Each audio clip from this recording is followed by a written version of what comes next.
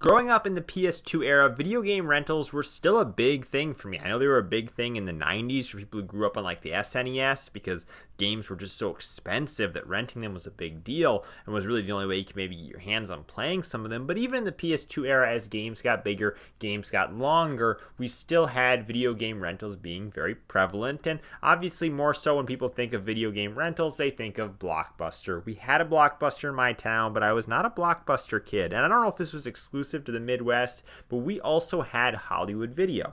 My family used Hollywood Video far more frequently because they sort of had a subscription service, you could say. Before subscription services were a big thing, basically they had a membership where we paid an annual yearly fee to be able to rent one DVD and one video game per month. We also got like 10% off at the Game Crazy, which was their GameStop equivalent that they had in the store that actually sold used video games. So that was nice to have too. I was getting 10% off at GameStop because the Power Up Rewards program back then actually used to offer that. Renting a game was a great way for me to actually get to try it, find out if it was a game that I wanted to buy. And I was probably going to buy it used because that was going to save me some money. But for newer games, this was the fastest way that I could get my hands on them, essentially for free, because we were getting one free rental every month anyways, and I would play that game as frequently and as long as I could that weekend that we had it rented to try and get the most experience out of it, because ultimately the PS2 era, you weren't really going to finish a game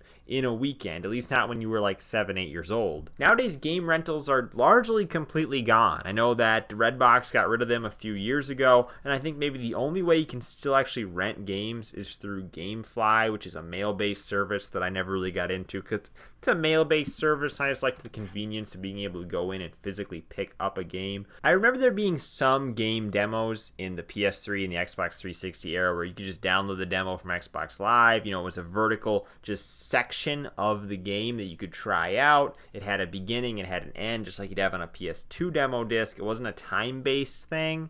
And we have seen the time-based demos, or trials, I guess they call them now, return to some regard in the current generation, particularly if you're a subscriber to EA Access or GamePass, where you get access to those EA games and you get like a 10-hour trial to try the game out. You can really play as much of the game as you can physically play in 10 hours, and it's specific to EA games, and it's something that I'm really curious why is not adopted more. And maybe it's because of the rough state many of these games launch in, that they don't want to give you a look into what the game is actually like. Because we know all of the technology is there. The technology of digital rights management so that you can't, run a game trial that's 10 hours long for more than 10 hours. That technology is there. It's in place. So why don't more companies take advantage of this? Particularly when you think about in the PS1, PS2 era when you saw all these demo discs coming out, in magazines and whatnot. And obviously the magazines aren't there to distribute them anymore. But the point was there was a physical distribution happening where money was tied up creating the physical disc, creating a cross segment of the game that was made specifically for the demo, putting it on a disc and distributing it to people. There was that much work and effort put into it in the PS1 and PS2 generation. And now all we're asking is just give us the full game, like EA is doing, and then have us be able to play, like 2 hours of it. And granted, you can kind of do this with digital game purchases through PlayStation and Xbox because you can buy a game, you can front all the money for it, you can say after like an hour, this isn't really for me, and oftentimes those storefronts will refund you.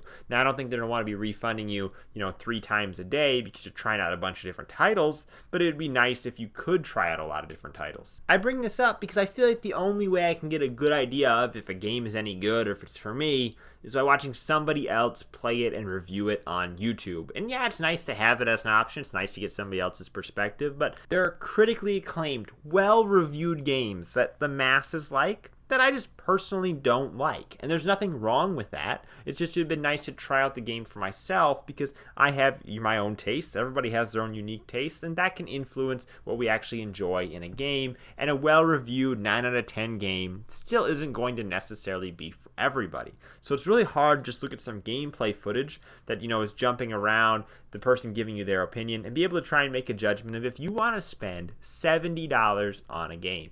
This became an issue for me recently I was looking at picking up the new EA PGA Tour golf game. I was trying to decide, should I buy the PGA Tour game that EA was putting out or the one that 2K was putting out? And this felt like a very 2004 comparison for me, like way back when NFL games actually had competition. I can't get an idea of which one I like better. I mean, golf games are a little bit difficult for me. I like to have a lot of accessibility features so that I can kind of get a handle for, my own skill set. I like to play them a little bit more like their Mario Golf, a little bit more arcadey. And I want to know which ones had the settings that were going to accommodate that, which ones kind of I could get that feel. And they both, I think, have a good sense of accessibility settings and different customization there. But I didn't know because I wasn't actually able to play the games. And yeah, in my example, I'm talking about an EA game. That's a game that I could have had a demo for if I would subscribe to GamePass or EA Access, but I no longer subscribe to EA Access. I kind of felt like I got everything out of that I wanted to get out of it in the 1 year that I was subscribed to it. Played a ton of good games. It was worth the money then. So what I ended up doing was